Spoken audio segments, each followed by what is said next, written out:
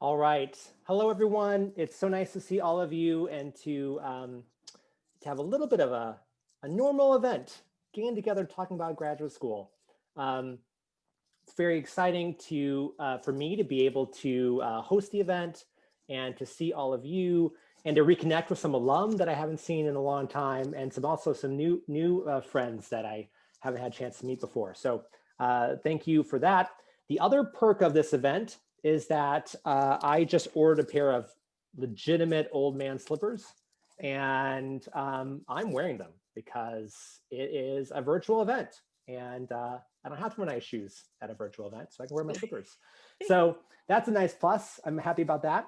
I feel like proportion of the time where I'm wearing slippers through the winter is going to go drastically through the roof this year. But anyway, um, I want to say thank you to Catherine Tung, who's on the call. She is our alumni point person for the Campus to Capital mentorship program, who's done so much work this year and actually last year as well, bringing our students in communication with alum in New Jersey and actually around the country.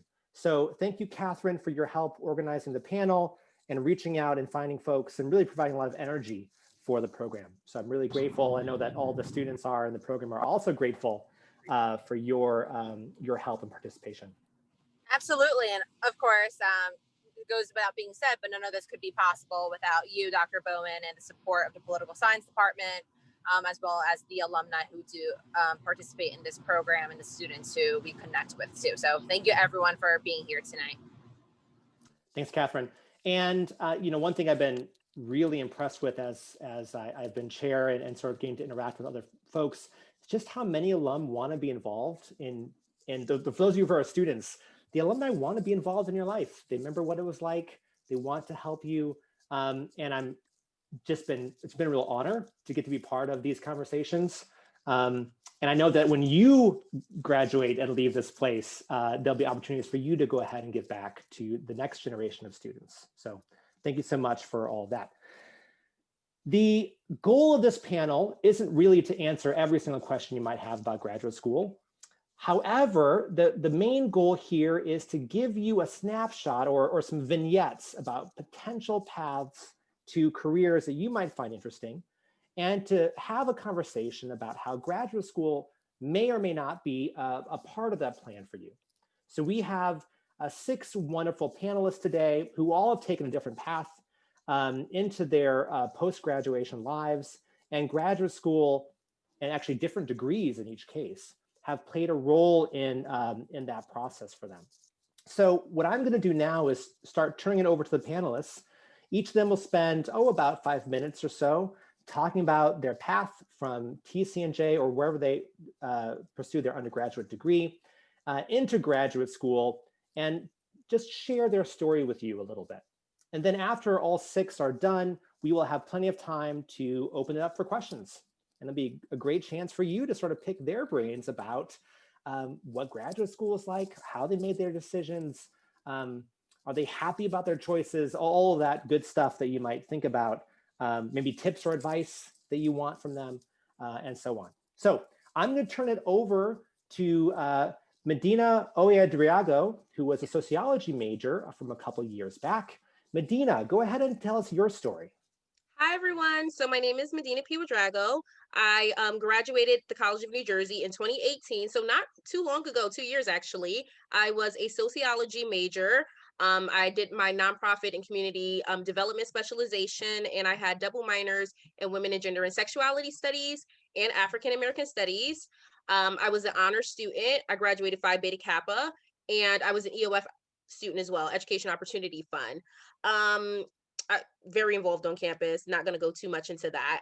Why did I consider going to grad school? So I always knew I was going to pursue higher education. It was actually a choice between whether I was going to get a policy degree or whether I was going to go get a JD, a law degree. So I participated in 2 programs at the College of New Jersey through the Women in Learning and Leadership Educational program. I was a Will Girl. And I spent a 6-day experience at the Center for American Women in Politics at the Eagleton Institute of Politics at Rutgers Douglas campus. And I got the ins and out of the policy experience in the policy world, and it really resonated with me.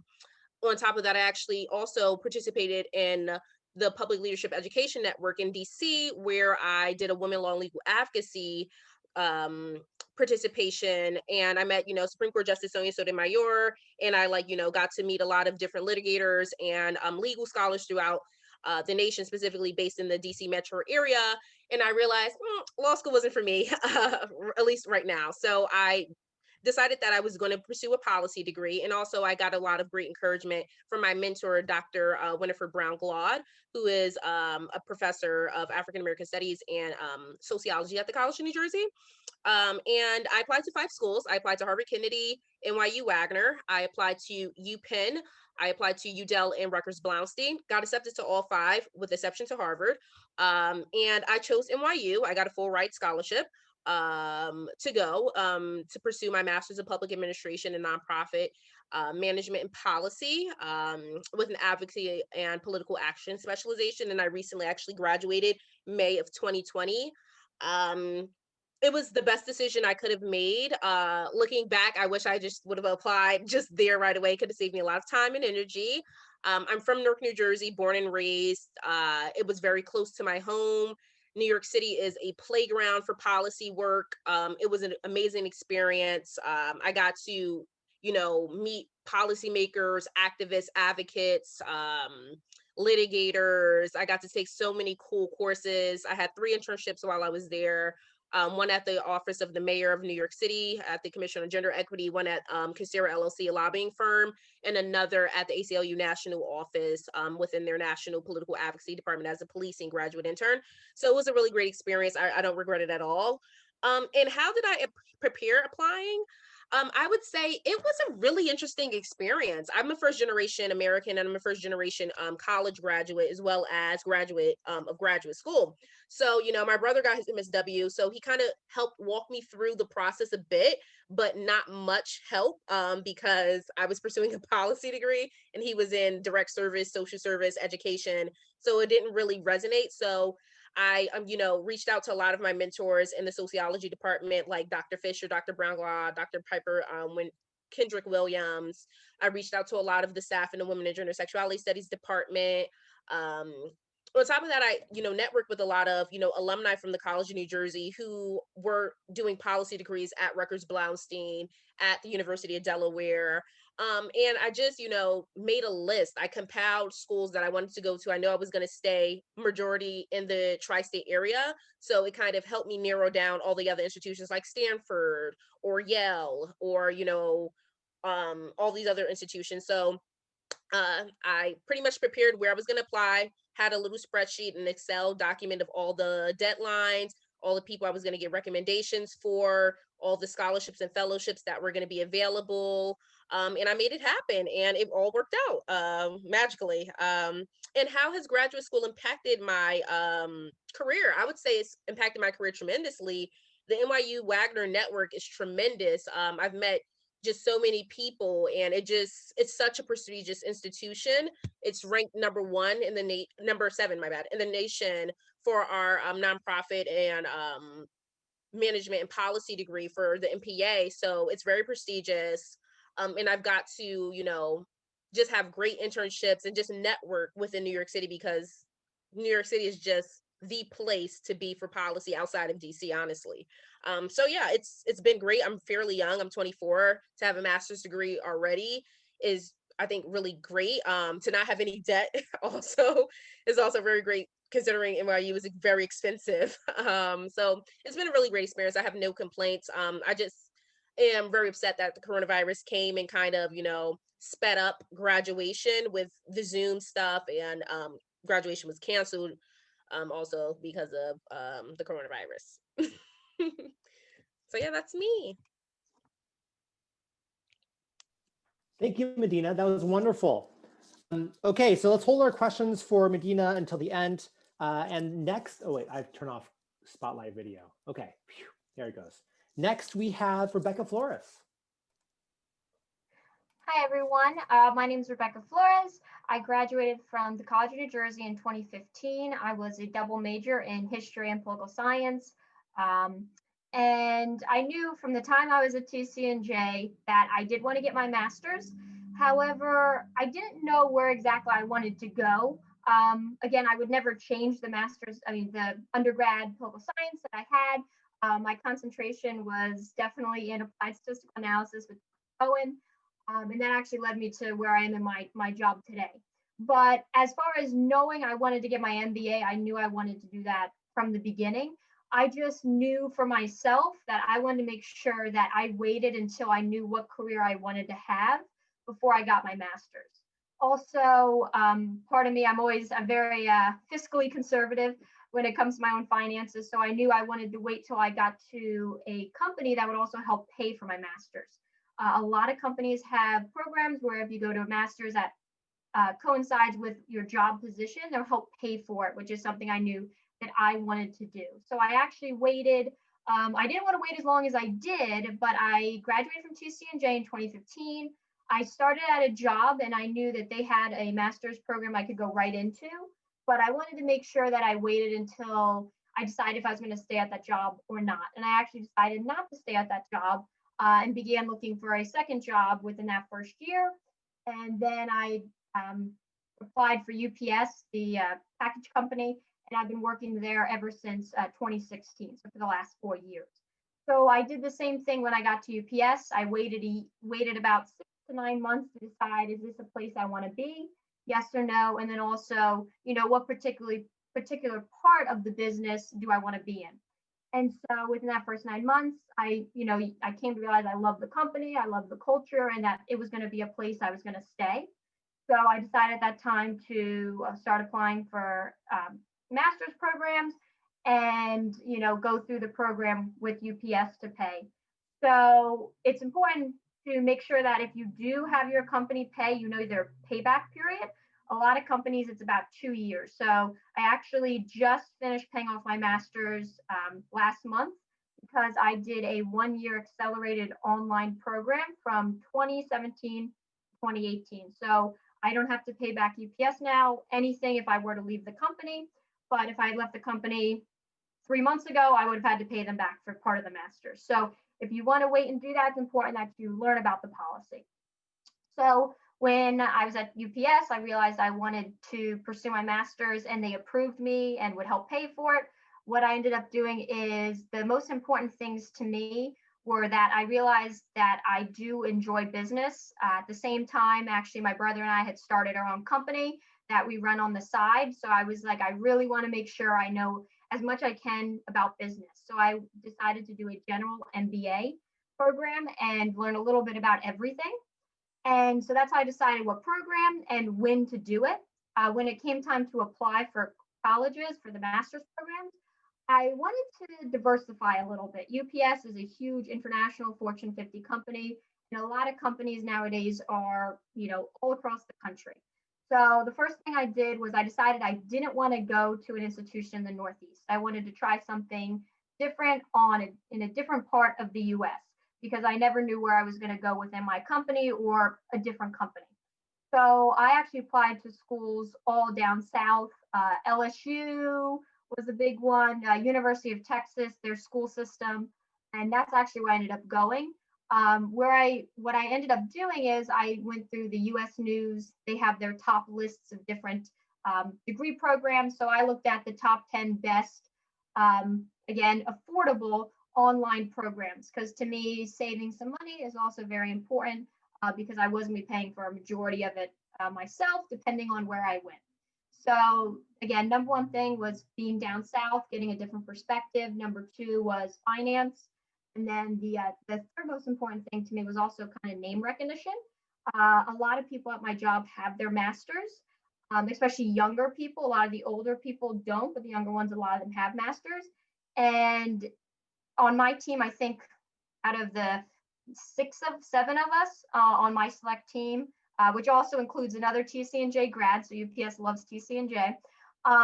But I think 5 of us have our masters, and I don't remember the names of the schools of most of the other people.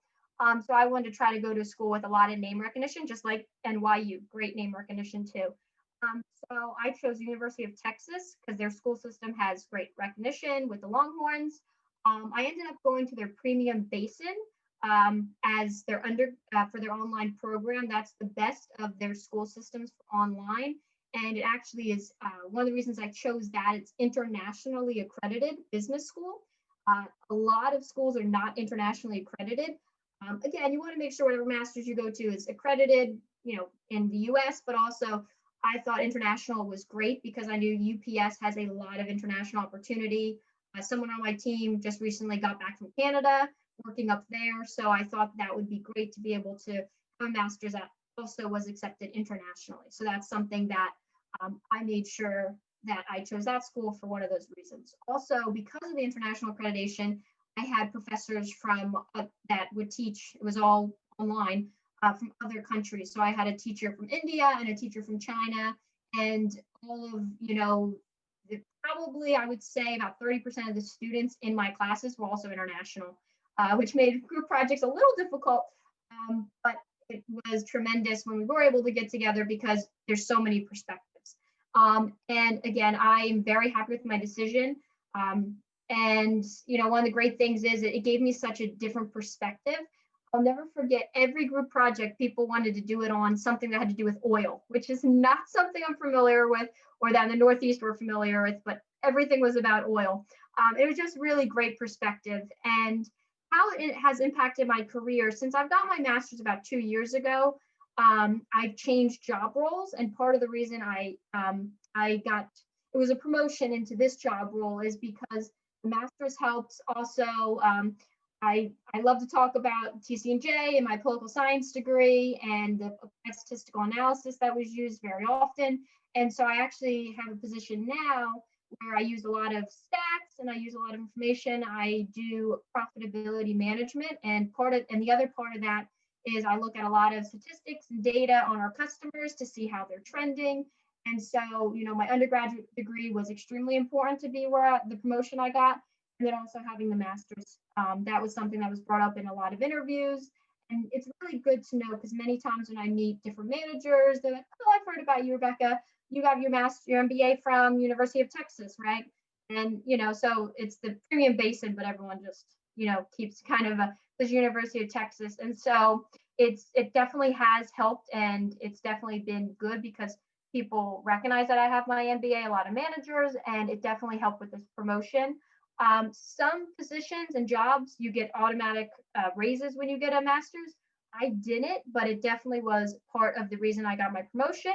And my brother, where he was working, he had gotten his master's 2 years before me, and his came with an automatic raise as well. So it's important that if you do get your master's once you're already working, or if you're applying for jobs and you have your master's, that you do really highlight that and see if it can get you a promotion, like in my case, or if it can help and give you a pay raise. So that's a little bit about my journey and getting my MBA. Thanks so much, Rebecca. All right, let's move on to Chris Myles.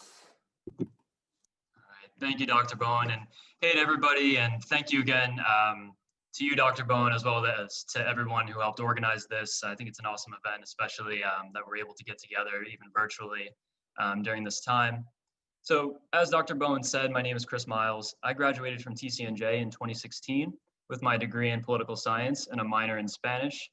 And then right after I graduated from TC&J, I went to grad school at Rutgers University's Blaustein School of Planning and Public Policy to get my master's degree in public policy. So I'll just shorten that up to MPP. So after I graduated with my master's degree in 2018, I went to go work at the state legislature's Office of Legislative Services as a fiscal analyst, and I'm still working there to this day, working a lot in education as well as higher education policy. So the reason I really decided to go to grad school was, unlike the individuals before me, I really wasn't sure if I wanted to go to grad school going into my senior year. I had a couple job leads that I thought were promising and that I was interested in, but both of them were, government jobs, state government jobs, that is. And, during my undergrad years, I was able to hone a lot of my writing and research skills, as well as learn a lot about political theory and a lot of conceptual ideas related to that. But I still felt as though I wanted a little bit more background and a little bit of a better sense of how government itself works and how it operates, and just wanted to learn more about the practical side of potentially working in the public sector and things like that. So when I was weighing all of these options, I ended up actually talking to a few of my supervisors at an internship I was working at during my junior and senior years of college. And that was actually at the New Jersey Business and Industry Association. Sort of just fell into that internship during my junior year when I applied. And when I was talking to them, they sort of recommended looking into either a Master's of Public Administration or a Master of Public Policy program. I was just talking to them about where I was at, what I was thinking of doing potentially, and they actually suggested grad school to me, and that's when I really started to get the ball rolling, in applying and taking my GREs and studying for my GREs.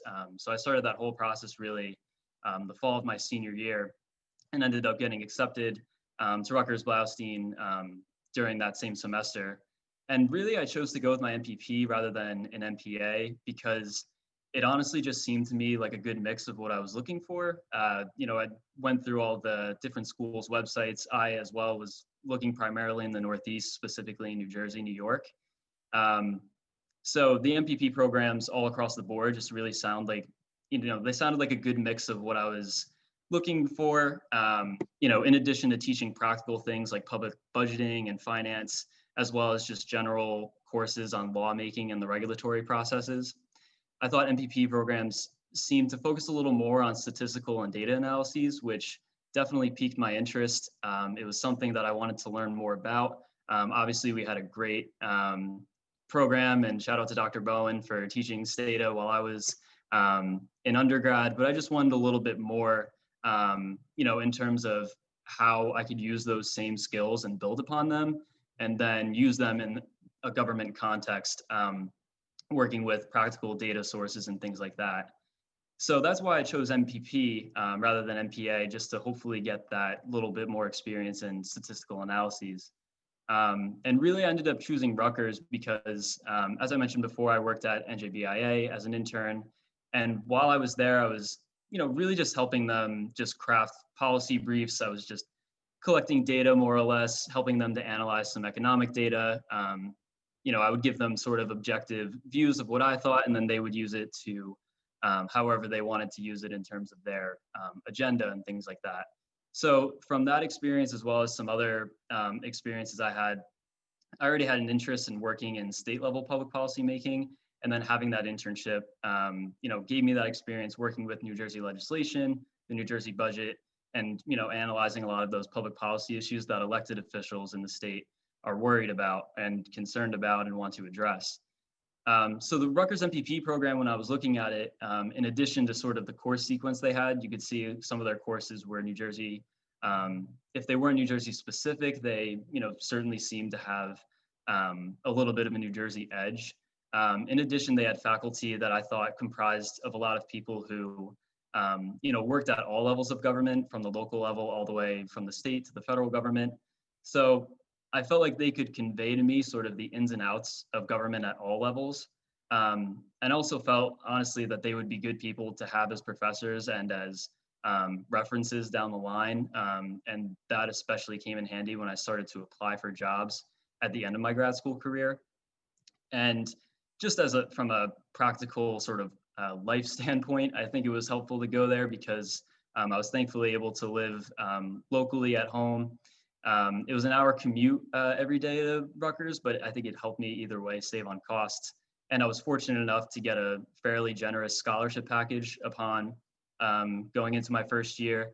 And then in my second year, I was a teacher assistant for a professor. So that really helped bring down the cost and help with my expenses and things like that. So that's one, I think, piece of advice for anybody who's looking to go to grad school is to check out sort of the scholarship opportunities and other opportunities that are in grad schools to help you pay for the expenses. So yeah, I'm definitely happy with the decision to go with my MPP and to go to Rutgers. And I'm really fortunate, I think, that a lot of what I learned in grad school are things that I still think about and employ in my job today. So as I mentioned before, my role at OLS, which actually requires a master's degree, in that role, I draft legislation, conduct research, and provide state budget analysis to members of the state legislature as well as their staff. So in addition to obviously employing writing and research skills, which are super important, I think, for any sort of government or public policy or public sector job, I think my grad school experience helped me most in my role as specifically a fiscal analyst. So during my grad school years, I took a lot of courses in public budgeting at all levels, tried to take pretty much anything that they could offer at Blaustein. I took them all just to have sort of background knowledge.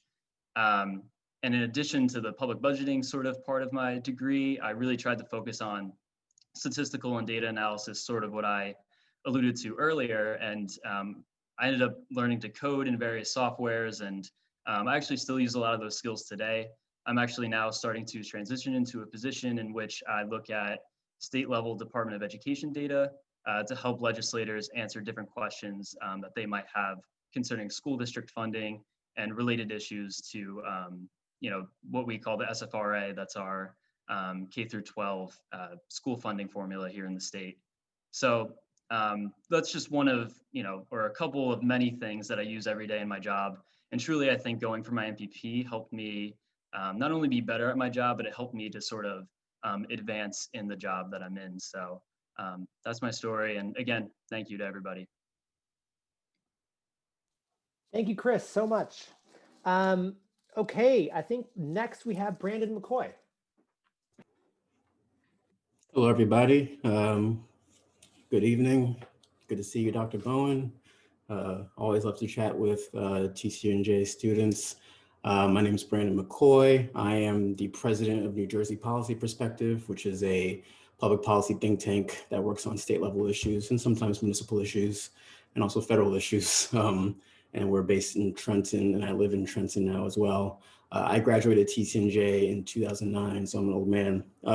But some parallels between 2009 and now is that when I graduated in 2009, we were in the middle of the Great Recession. And so I was facing a lot of similar challenges that you all are right now. When I was at TCNJ, I was a social psychology major and a sociology minor. So my professors were like Jody Brodsky and Howard Raboy and James Graham and a couple of folks who are incredible. And honestly, when I graduated undergrad, because it was the middle of the recession and jobs were just not a thing, it was really a challenging moment. And I did some small jobs, odd jobs here and there, but I ended up becoming an AmeriCorps Vista for 2 years. And so my placement as AmeriCorps Vista is like Peace Corps, but for like domestic stuff. I worked at a community development corporation called Housing and Neighborhood Development Services, acronym is HANDS, in Orange, New Jersey, and Essex County. And I did a lot of anti-foreclosure work, which, coming out of the recession was a major issue. New Jersey is still #1 in the country for foreclosure rates.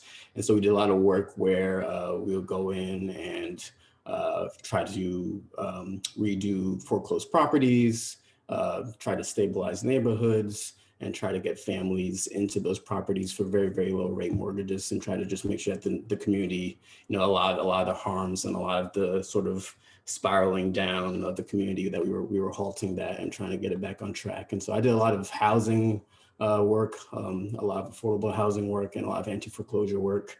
Required a lot of engagement with the public. And so that really helped drive and build my interest in public interest work. And when I was at TCNJ, I didn't really have a plan or an intention to necessarily go to grad school, just because, again, recession and, grad school is expensive. And I never really had an interest in working for a corporation necessarily either, because I was interested in public interest work. And so I knew I wanted to work for at least government, if not adjacent to government. And so when I was basically coming up on the end of my AmeriCorps experience, my boss at HANDS and a couple of folks there said, they encouraged me to go to grad school. They said, you're pretty good at what you do. You need to sort of take that next step, take that next level. And we really urge you to go get your master's degree in either public policy or city planning. And so I had ended my AmeriCorps tenure in September of 2011 or 2010 rather. And so I applied to grad schools that had spring admissions. And there were not a lot of grad schools that had spring admissions, but Rutgers Blaustein was one. And I knew Blaustein was good. I didn't know how good. Blaustein, I applied to the planning program. Blaustein ranks in the top 5 nationally for planning programs. I just wanted to go somewhere I could get into school in spring. And so I was lucky to get in. My boss and the folks that I worked with wrote recommendations for me. And grad school changed my entire life because I met my wife there. She did the policy program at Blaustein. And a ton of folks that I continue to work with today, I met in grad school. One of my best friends I met on my first day in grad school, and she's now chief of staff at Housing and Mortgage Finance Agency and a major policy expert in the state of New Jersey. A lot of folks that I now work with in the governor's office, I met in grad school. And so it was a major positive experience for me. I spent those 2 years really trying to drill down on the skills that I needed to do public interest work. And even though I had applied to and was in the planning program, which it was all about, zoning law and, just general issues around construction and how do you create a community that's healthy and, serves or prioritizes improving the health and welfare of residents. I also did a lot of classes in policy school. In the policy program at Blaustein. And so I was taking GIS courses that was giving me skills in mapping and, courses with regards to presentation of data, because when you're going to be a planning professional, that's a lot of, presenting to and engaging with the public. So we want to make sure you know how to present your information in a way that can be digested. But then the policy program had a ton of stuff on budgeting and, public finances and stuff like that. So I took advantage of policy program as much as possible. And that was really a perfect education for me because now when I wasn't always president of NJPP. Actually, when I left grad school, I worked for 2 years at a public policy foundation that gave out grants to organizations that do public policy work. So, for instance, ACLU, housing organizations, environmental organizations like Sierra Club. And that gave me like a really good sort of bird's eye view of the policy landscape in the state of New Jersey. And then 2 years after that, after my 2 years there, I went and I did a fellowship at NJPP. And after my 2-year fellowship, they just hired me on as a full-time analyst. So I was an analyst for 3 years. Then I was a government relations director. And then a year and a half ago, I became president. And so it's, a lot of the skills I gained in grad school, I continue to use, as president, I don't have to do the things. It would be a bad idea for me to do the things I did as an analyst, because that's not what the job entails anymore. But as an analyst, knowing SPP, knowing Stata, knowing all the different data tools that you got to use to do your research, knowing how to use Excel. And then I've hired a lot of people who went to Blaustein as well. And so it's not just, where the skills that I gained, but also the network of folks. Like I said, a lot of folks I met in grad school, I still work with today, but I go back to Blaustein constantly when I need to hire folks and hire analysts and people who are going to help us achieve our goals. And so, grad school was a major positive for me in my life. I will say it is not a light decision to make, especially in a recession. Just to explain quickly, a lot of the work my organization does, we do public policy work around tax and budget policy, healthcare, immigration, and economic security and employment. And so, we're doing a lot of work now looking at the ways in which this recession is putting people in really, really terrible situations and causing a lot of problems for families and workers. And so this tends to be a moment when you do have a lot of people go to grad school. But grad school is expensive. People are going to take on more debt to do that. So I would say make sure if you're going to go to grad school, make sure you really have a pretty good idea of what you want to do, and make sure you go to grad school in a place where you want to do that work more or less, right? My wife is from Minnesota. She went to grad school at Rutgers, where I went, and she's doing work here, right? I'm doing work here. A lot of my friends who went to grad school in different parts of the country ended up doing work in the places where they went. That's not a bar none thing. That's not like, across the board, but a lot of folks end up doing work where they went to grad school because that's where you build your network. So just take that into consideration. But yeah, I love the work I do. I get to work on issues that affect people day in and day out. My wife really got a ton out of grad school. She's now the deputy budget director for the New Jersey Senate. She's the committee aide for the Senate Education Committee. So we are a wonky couple. We are a wonky household. We have very boring conversations that nobody else is interested in. But it is definitely due to the education that we got in grad school. And also for me, that interest was sparked at TCNJ because I took a lot of courses and had a lot of professors that really drove home the importance of public interest work and how we sort of work on public policies that affect people's lives. And so yeah, grad school's been huge for my career. Thank you so much, Brandon. Really appreciate it. Next, we have Parth Parikh. Parth, I'm going to turn over to you. Awesome. Thank you so much, Professor Bowen and Catherine, for inviting me to this panel. So I just a quick background. I graduated from TCNJ in 2014.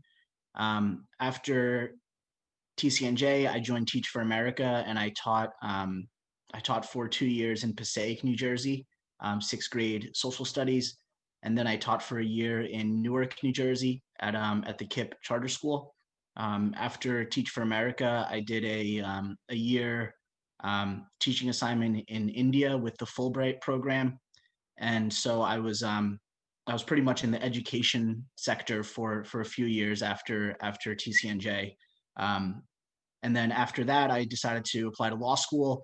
Dr. Bowen was kind enough to write me a letter of recommendation for school, so I was fortunate to get into some, so at least some of them took me. So I'm at Notre Dame Law School right now. I'm in my 3rd year. It's been a terrific experience for those of you who are interested in going to law school. I've really loved it so far. I haven't started working yet, so that might change in a year. But for now, it's been really great. I'm joining a law firm in New Jersey after graduating. Notre Dame and TCNJ are both they're schools that people know in New Jersey. Out in Indiana, they get TCNJ confused with NJIT and Rutgers, and I have to sort of tell them that they're different. Not a lot. They're always curious why we abbreviate the in our name, and I can't totally explain it to them. But yeah, it's been terrific. I love law school. My focus has been state constitutional law, local government law, and education law. Those, whenever those 3 things sort of intersect, and sometimes there's the tangential federal law that gets in play, but mostly it's an intersection of those 3 things. So some of the academic pieces that I've worked on since being at law school was looking at the difference of treatment between charter schools and public schools in terms of zoning law, and some of the hurdles that charter schools are facing in certain states in terms of getting exceptions, or they call them variances, in zoning laws in order to build in a specific area. Another thing that I looked at was balanced budget amendments in states, and to what extent state legislators are actually abiding by those balanced budget requirements, and when they don't, to what extent can state Supreme Courts sort of get involved in that? Is there a judicial remedy for the state courts to get involved in legislators' decisions, or is that a political question that judges and the judiciary shouldn't get involved in? And most recently, I'm looking at special education classrooms and whether or not states should enact legislation that requires cameras to be placed in all special education classrooms within a state. This has been really exciting for me to work on the past couple of months, and I've been working with some attorneys across the country in sort of getting research and sort of understanding the topic from a broad perspective.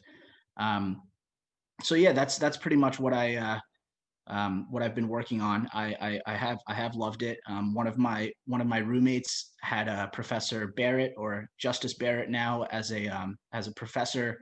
And when I was applying to law schools, I don't necessarily agree with her judicial philosophy, but it's been there have been a few highlighted things in Notre Dame the past 4 years where I don't think they've been there in probably in the past decade. We had, the mayor of South Bend, Indiana, was running for president and was pushing around weight in a contested presidential primary. Little old South Bend on the map there. We've had the Supreme Court nominee. We were one of the first schools to reopen after the coronavirus.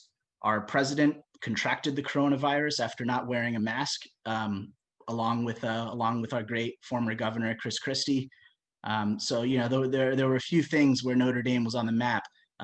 Maybe one of them a good thing, but it's been very terrific. I think that I knew that I wanted to go back to New Jersey to practice, or New York. And for those of you who are interested in practicing law, at least in the big corporate law firms, TCNJ has made a name for itself. If you go to any of those big law firms, the top 50 law firms, you're going to see a lot of Harvard Law School, Yale Law School, et cetera. You could also look at the undergraduate schools, and TCNJ is on the map there.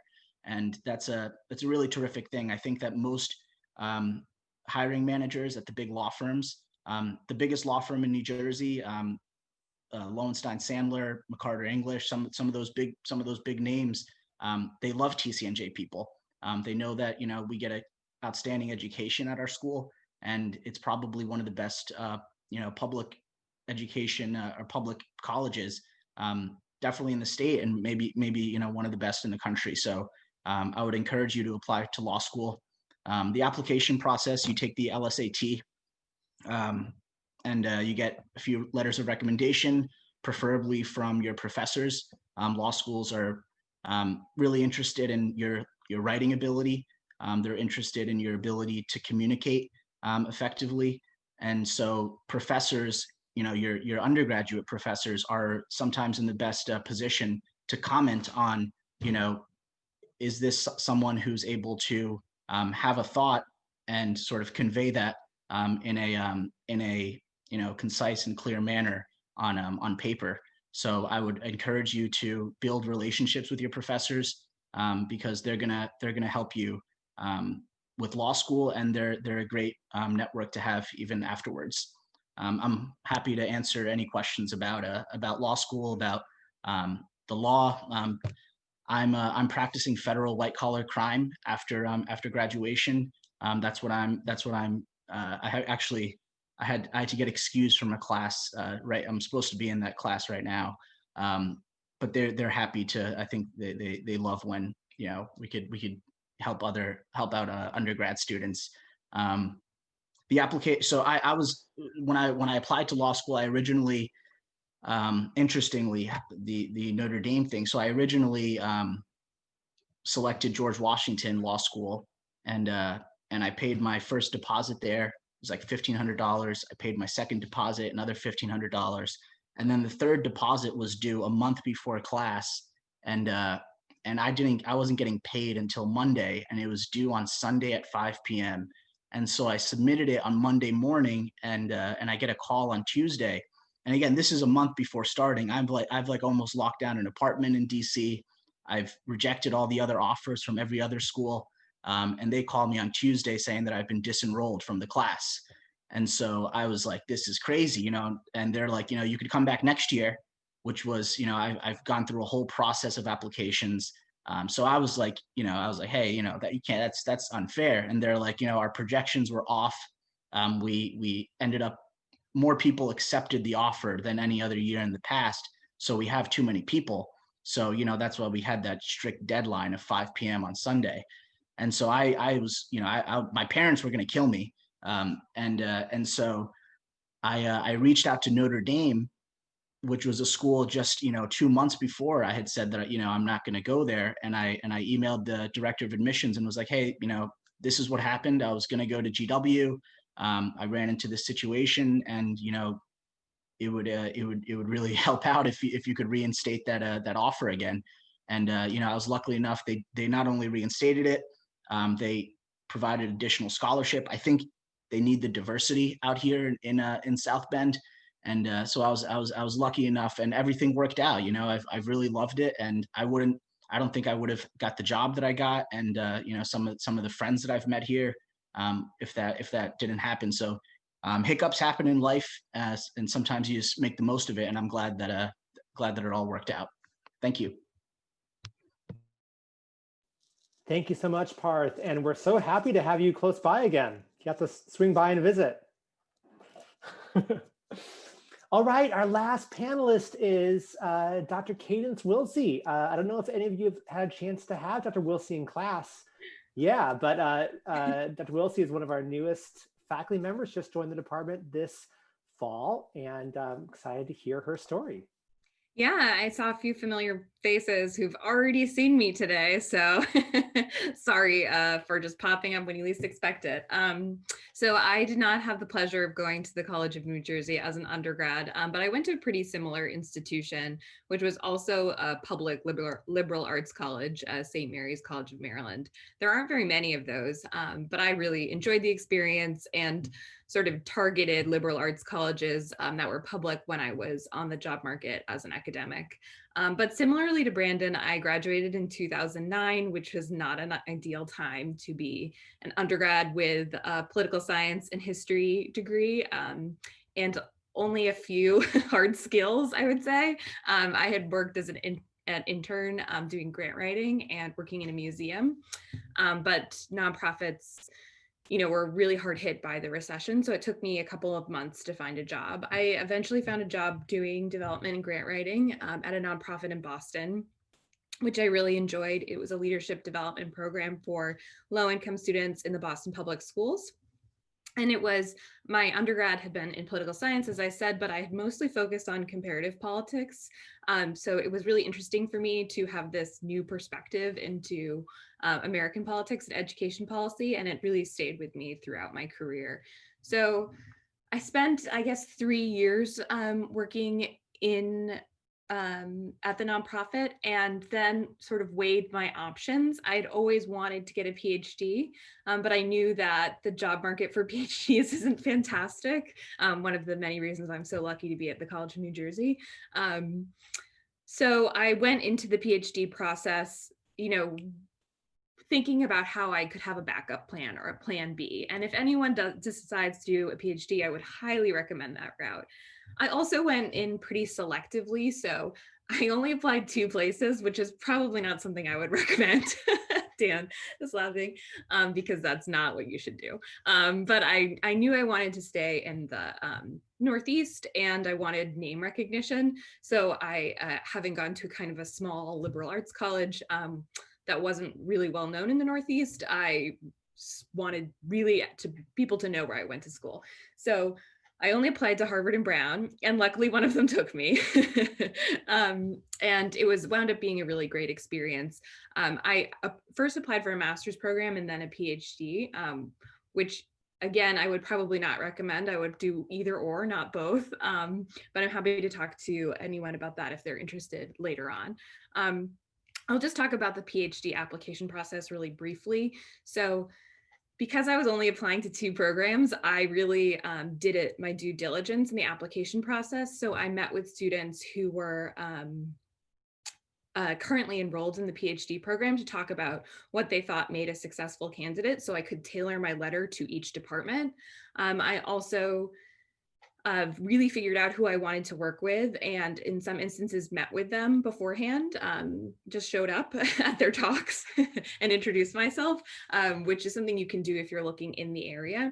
And I think both of those things made a huge difference. My advisor knew me before I started my PhD program. I was already working for her before I started. This, I think, goes without saying, but you should absolutely, if you're considering a PhD program, only go with one that is fully funded. I really don't think it's worth paying for. I mean, maybe it's worth paying for yourself, but I wouldn't recommend it given the job outcome and how long it takes. So anyways, I started at Brown, and like I said, I really wanted to have a plan B, having graduated into a recession and knowing the job market for PhDs is rough. So I was sure to take a lot of methods classes, which I can absolutely recommend. I think it helped me as a scholar now that I have a more diverse portfolio of tools that I can use. Like Brandon, I also took some GIS classes. I took a lot of stats classes, which were not my strength going into grad school, but I brute forced my way through. I got a scholarship to go to a specialized methods course over the summer at the University of Michigan, because Brown is not necessarily known for their methods training. So I wanted to have some external validation there. And I also was sure throughout graduate school to work on projects that were both academic in nature, but had a applied public policy focus as well. So in addition to my academic dissertation, I worked on 2 policy papers for the state of California on a grant with my advisor, where I did all of the large N data analysis, because I knew that would be very marketable in the future if I wanted to work for a think tank. I also considered working in higher education administration. So I wound up getting a fellowship to work with some folks at Swearer on diversity and engagement and inclusion for students, something I'm passionate about that's different than my academic research. And I wound up writing 2 publications about that I thought might help me in the job market if the academic route did not work out. So I graduated. I also volunteered as on campaigns with Governor Raimundo, who won election halfway through my PhD. And because Rhode Island is the smallest state and everyone knows each other, we met multiple times, and I let her know that I would be willing to be poached in 2019 if she had a job for me. So I really tried to milk those connections locally as much as I possibly could to make sure that I had a backup plan in case the academic job market didn't work out. And that's not advice you would necessarily get going into a PhD. And sometimes I got in trouble for being too applied or too focused on public policy, but I think you need to be selfish in your PhD training if that's the route you go, and have a strong backup plan. And I also think it makes, my own research, having a connection to the real world makes it more interesting in general, and not being so focused on just academic puzzles, but also, things that actually matter to US politics in the day-to-day. So luckily I graduated and had a postdoc at Stanford. That was a fantastic opportunity, again, an academic postdoc. So I was concerned about my marketability on the job market again for an applied job in case I didn't wind up getting an academic one. So I applied for a fellowship with a think tank as well, the American Enterprise Institute, which has an emerging education policy scholars program, which I wound up being accepted to. So I had both the academic postdoc and then this academic, but also public policy focused fellowship. So I could make connections in DC if I didn't wind up securing an academic job. But very luckily, I had a couple of flyouts at mostly liberal arts colleges in the Northeast, which was my geographic focus. And TCNJ made me an offer very early in the year, which was great. So I'm really delighted with the outcome of my academic search, but I think it's really important to kind of consider these really practical components of your training if you decide to go the PhD route. Wonderful, Cadence. Thank you. And we're thrilled to have you on the faculty too. So thank you. All right, I think we've talked enough. So I want to turn over to the students. Those you've been listening silently on mute for an hour. So what questions do you have for our panelists? I think we're small enough that you can just unmute yourself and ask a question. So this is a more or less general question that I think anyone could really answer. So I'm a senior, and it's starting to nag at me that I have not had an internship yet. Is that going to hurt me going into grad school, or is that something I can still work around? And as a maybe a little bit of context, where I want to go is probably the MPP probably the MPP route, honestly, more than anything else. I wanted to do the PhD, but a few of my professors at this point have told me it's very dicey, and I'm not willing to roll the dice in the middle of a pandemic. So I would say it really depends. Most graduate programs take a really holistic approach. I had 4 internships when I was undergrad, 3 while I was in graduate school, so I've had a total of 7. But I would say it really depends on what else you're bringing to the table. I know for a fact that most graduate schools, they look at not only your academic qualifications, your academic background, your areas of interest, your demographics.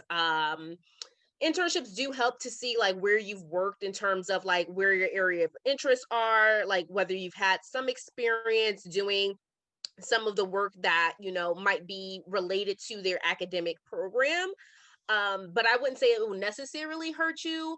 I would say you could always highlight other elements of your application to make yourself stand out. Like if you have um, if you did a lot of volunteer activities, or if you were very engaged on campus, like there's so many ways to like market yourself to make yourself look great on paper before they actually like meet you and you go through the process.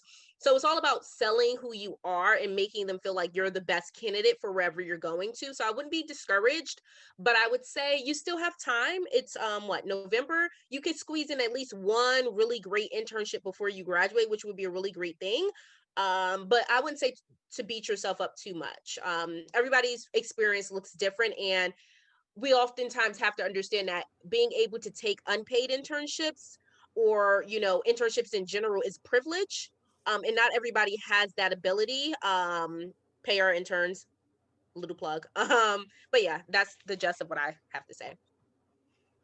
I had no internships in undergrad. I was just in school, right? Now I'll just share. So when I said I was doing odd jobs between my undergrad and AmeriCorps, my first job was like production assistant on the set of Law and Order. I was bored out my mind, right? That was the last thing I wanted to do. It's like a lot of people were like, "Oh, super cool." I was bored. My phone was dead by noon. So that had nothing to do with what the work I do now either, right? So my AmeriCorps experience was clearly the thing that sort of allowed me to demonstrate to Blaustein that I was serious about the track and sort of the career. So even if you haven't done an internship yet, yeah, maybe there's one you can do in your time as that you have left as a senior. One of the things that I always sort of lamented about TCNJ, and I don't know how it's improved or worsened over time, if at all. TCNJ is so close to Trenton, and so few people engage in internships in Trenton-based organizations, right? Up and down State Street, you have tons of organizations. Chris worked for BIA, NJPP is one block over from State Street. There's organizations up and down that you can work for that have programs. And in this sort of remote work world, that's even easier because a lot of the challenges that folks had pre-pandemic was, do we have the space to accommodate an intern? Well, now space is not a thing. Obviously, I would agree you should take an internship that pays you, and we pay all our interns, a significant salary because they're doing significant work. But look into organizations that are in Trenton and that are in sort of, even if they're not exactly the work you want to do, if they're in the sector that you have interest in, I would say go for it, because that will definitely at least give you some experience that you don't currently have and make it easier for you to apply to grad school. The one thing I will say is if you apply for an MPP or something like that, this might sound silly, but a lot of people do it. Don't say anything about SimCity or City Skylines or none of that, right? Folks literally do put that on their applications to grad school, and it does not help you out. So do not do that. As a follow-up to that, Brandon, because your organization actually seems to be something similar to what I want to do. And my interest, like Dr. Willse, is in education policy, Okay. which I know we've talked about that one-on-one. So are there organizations in Trenton that handle education policy as like their main focus? Do you know of anything like that? Well, send me an email and we'll chat. But also, yeah, NJEA, right? Education Association has tons of analysts and folks who got to do their policy development work. You have a couple of other organizations that have significant education interests. AFT has a Trenton a location in the satellite office, the American Federation of Teachers. And so, yeah, definitely there's, education, New Jersey's got the #1 schools in the nation, right? Education is like something that we do, putting aside all the disparities that exist across the state, still some of the best schools in the nation. So education is a major thing for us as a state. And there are lots of folks who do education work. So definitely there's a bunch of organizations in Trenton that do education focused work. But yeah, send me an email.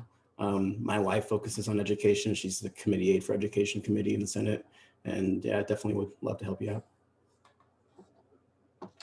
Thank you. Wonderful. Let's see if we have time for another question.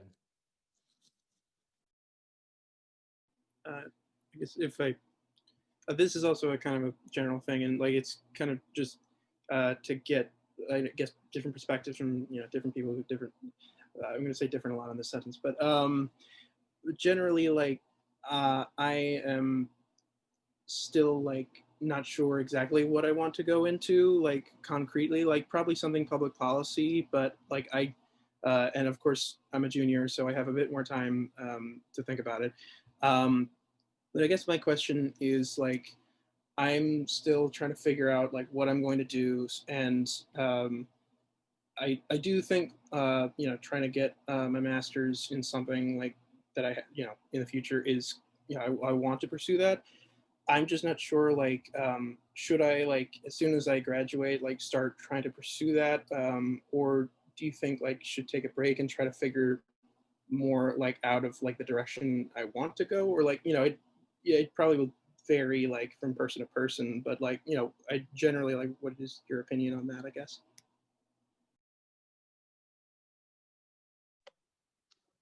Hey, Connor. I think I can maybe dance around that a little bit. As I alluded to, I went from TCNJ straight to my graduate degree. And for me personally, I think it helped a lot because sort of going into my senior year, trying to figure out what I wanted to do post-grad, I was a little bit more, I guess, dubious, or I wasn't really too sure of myself going into the job market straight out. I had a couple like job leads and things like that, but they weren't, I think, things that I necessarily wanted to do for me personally. So when I was looking at a lot of jobs that I wanted to do, in public policy, in the public policy realm, some of them, I mean, required, like the job I'm in now, it requires a master's degree. And other jobs seem to give a little bit more weight in terms of salary if you had a master's degree. So for me personally, those were the factors I sort of weighted as I was weighing the decision and things like that. But certainly, I mean, I went to grad school with a ton of people. I would say almost possibly the majority of people worked for a little bit, gained a little bit of experience in a certain sector, a certain area, sort of figured out what they did and didn't want to do, and then went back to grad school and figured it out from there. So either path is certainly something that's viable and something that a ton of people do. And, I'm happy to talk offline if you have, other questions and things like that about my experience coming straight out from undergrad. But yeah, I hope that's helpful even a little bit. To piggyback off of Chris, Connor, I also went straight to my graduate program at NYU Robert F. Wagner Graduate School of Public Service. And, the decision was a little easier for me because I got a, full scholarship to go. So I didn't have to worry about paying for it. However, I would say really just depends on where you are in life. I knew for a fact the work that I want to do, I'm really interested in gender and racial equity and justice work. So I knew that for the work I wanted to do, I had to either get a law degree or I had to get a policy degree. And I chose the MPA route because it's more so about the implementation of government policy. Like I didn't want to design, I didn't want to do too much statistical analysis because a lot of times gridlock happens and you don't really get things done. But I wanted to work with the people who try to get these, progressive agendas into effect, right? So I would say it's all about doing your research, figuring out exactly what it is that you want to do, talking to TCNJ alumni like, us and anybody else that you come across that have gone to different programs, whether it be MPA or MPP and throughout the nation. Figure out which programs resonate with your career interests, with your passion. And it's a gamble. Like if you get a great job opportunity straight out of undergrad that's gonna like connect to what you want to do, I would totally say take it. But it really just depends on your life circumstances and what you think is best for you. The only thing I would add to that is I had 3 years of work or 2.5 years of work between undergrad and grad school. And I think if you can do some work before grad school, it can let you know if that's what you really want to do or not, right? And so if on the off chance, you end up going to grad school and then you end up going into work is different than school, man, right? Like the way that the world works is different than school. And a lot of times in grad school, I'll be in classes with folks who had work experience and folks who didn't have work experience. And a lot of times the debates were around, well, this is how it should be versus how it is. And so if you can get that sort of experience to sort of give you more confidence and assurances that this is really what you want to do, great. But like you sort of said, you're not entirely sure what you want to do, but you're a junior, you're going to learn a lot between now and the end of your senior year. I would just encourage you, if you find something that is an opportunity to do some work, I would say take it, just because it's a way cheaper way to affirm your interest than going to grad school.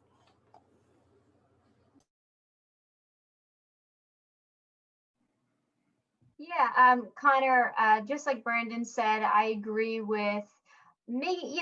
If you're not 100% sure and you're able to find something, I'm extremely fortunate. I was able to find a few different jobs at the career fair. I actually had no idea what I wanted to do, really. I had done an internship at the State Republican Committee in Trenton and knew that's not what I wanted to do forever. And I actually ended up going to a very early, I think it was the one in November, career fair, and I met UPS actually there and a few other companies. I was like, this might be something that's interesting, because when I talked to the UPS person, the recruiter, about political science, and I actually, throughout all of college, I had a job. I was a vendor and supply manager at an amusement park because I live on the Jersey Shore. And so he's like, oh, okay, well, so you have some business background. He goes, and your political science background with statistics and analysis. He goes, we have a whole marketing department, and they have a subgroup within that's all they do, is like market research and different things. So he actually, I took another job for a year, ended up not liking it after like 3 months. And I had always stayed in contact with the recruiter.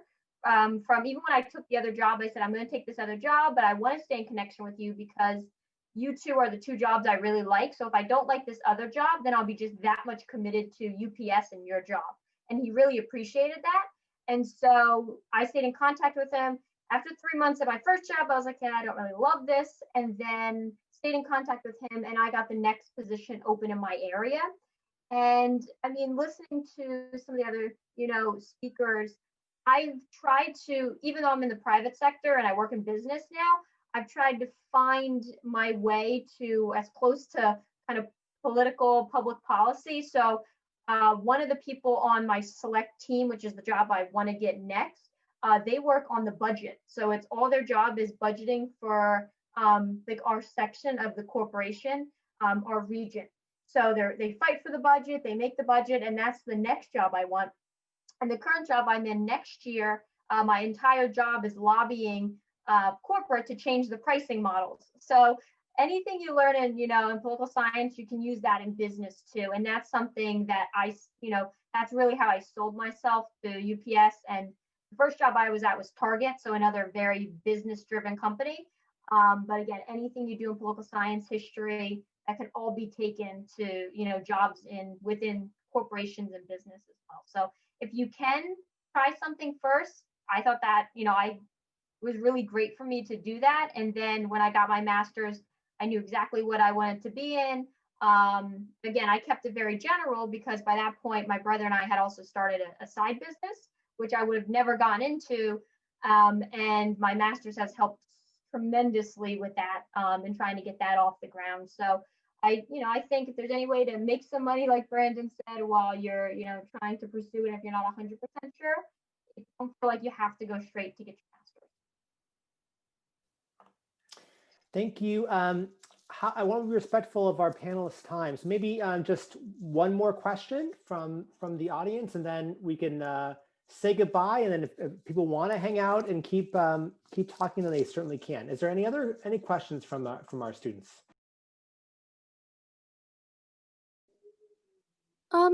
I want to ask a question for Parth. So I'm a sophomore and I'm highly considering law school. But I really wanted to know, like, when you go into law school, do you have to like specifically kind of know what area of law you want to be in? And also, you had mentioned that after you graduate law school, you're gonna come to Jersey and work with a law firm there. So, do you kind of know like what firm you're going with, and really like what you're gonna be doing there? Yes, thanks for the question, Natasha. So I think most people, when they apply to law school, nobody's really saying, I want to make the big bucks at a big corporate law firm. So most people, when they apply, they're saying, they're interested in public service or immigration or education or something like that. And typically, what happens is, there's this rush of people that are applying for the big law firms. We call it on-campus interviews. So after your first year of law school, typically that first summer between your first and second year,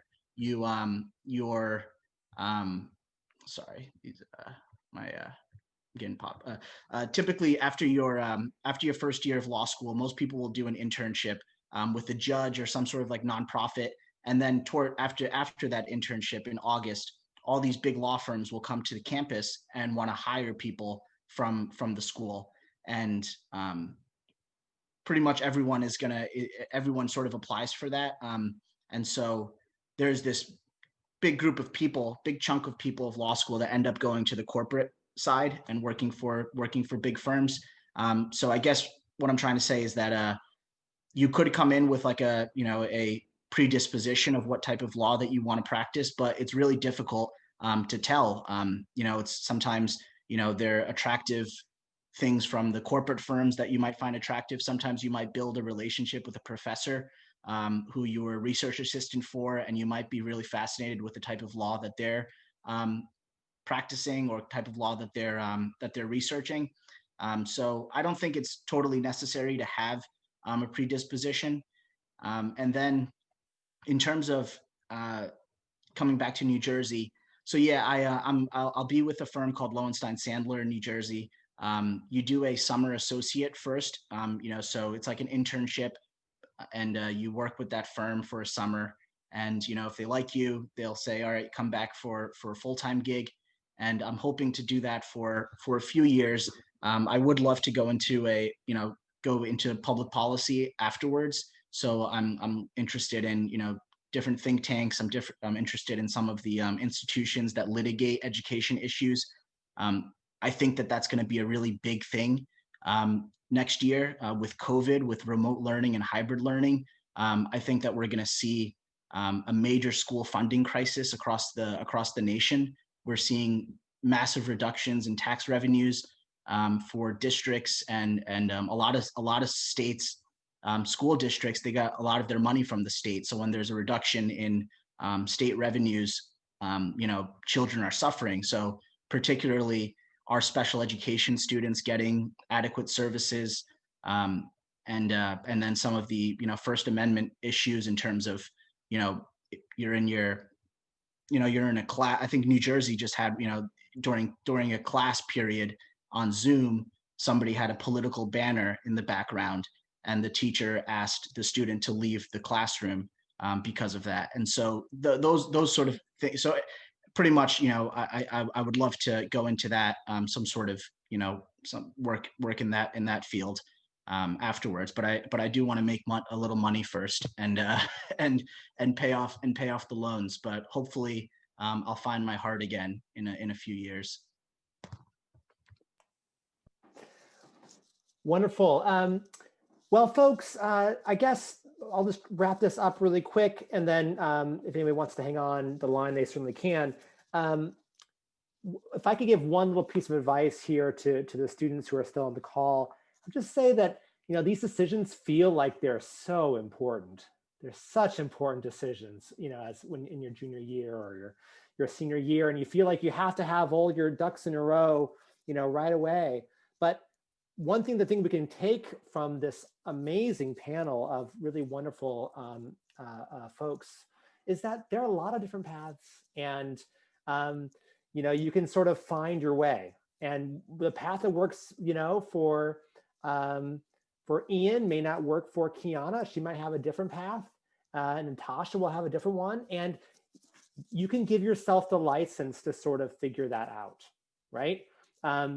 Grad school is there as a help. For some of you, it's the right thing to do to go on right away. For others of you, it might be right to work for a couple of years or to try something else and figure out that that's the appropriate path for you. But you have time. You have time to figure it out. Just you can sort of, I give you permission to sort of dial down the pressure on yourself a little bit. You don't have to plan it. You don't have to figure it out. You know, you're smart, you're talented. There are lots of good paths to meaningful careers and a satisfying life. So that's my encouragement to all of you. Let's give the panelists, I guess, muted round of applause. But thank you all for taking your time out to speak with us. And so thank you. Thanks for everyone for coming. Thank you so much for having us. Best of luck to you all. Stay positive. You got this. Thanks, everyone. Thank you, Dr. Bowen. Bye. Thank you, guys. And everyone did put their contact info in the chat. So for students, if you want to reach out to someone, you can have their emails there in the chat.